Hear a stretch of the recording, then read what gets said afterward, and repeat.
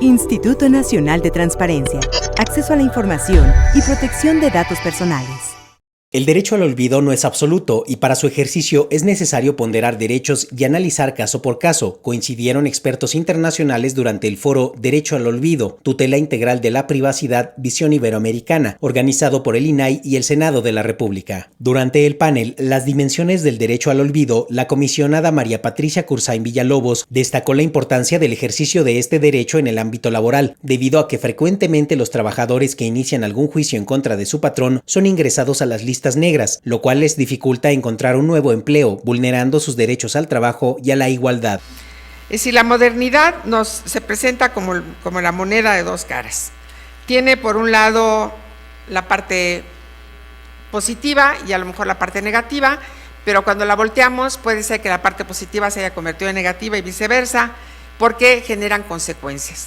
Y eso es lo que pasa con el derecho del olvido muchas veces. ¿Cómo podemos pensar que tenemos que ver una cara de dos monedas y por un lado quiero ver la libertad de expresión, el derecho a ser informado y por el otro lado el derecho a ser protegido, a proteger al trabajador, a proteger a su honor en esas condiciones que se pueden dar cuando a través de una lista negra lo voy a colocar en contra de su prestigio o voy a impedirle posteriormente que tenga un derecho a trabajar, puesto que está señalado como una persona ingrata, como una persona que no cumplió, como una persona que se atrevió a exigir sus derechos, inclusive ya devengados. Todo eso me parece que es una situación bastante complicada.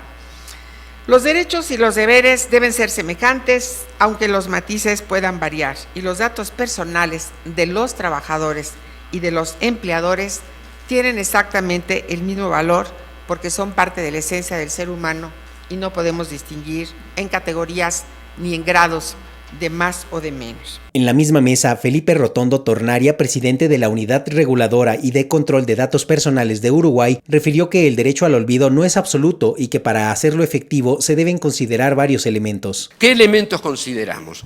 La naturaleza de la información, si es completa o no, si está contextualizada, el interés público, sea por la persona o por la materia. En el panel anterior se habló. La Corte Interamericana de Justicia condenó a Uruguay en un caso que allí está citado y en el 2011 señala que los procesos relativos a las investigaciones y las conclusiones en violación de derechos humanos deben ser conocidas por la sociedad uruguaya, incluidos sus autores. El tema es cómo aparece después, si por autor o por el tema de la violación de derechos humanos.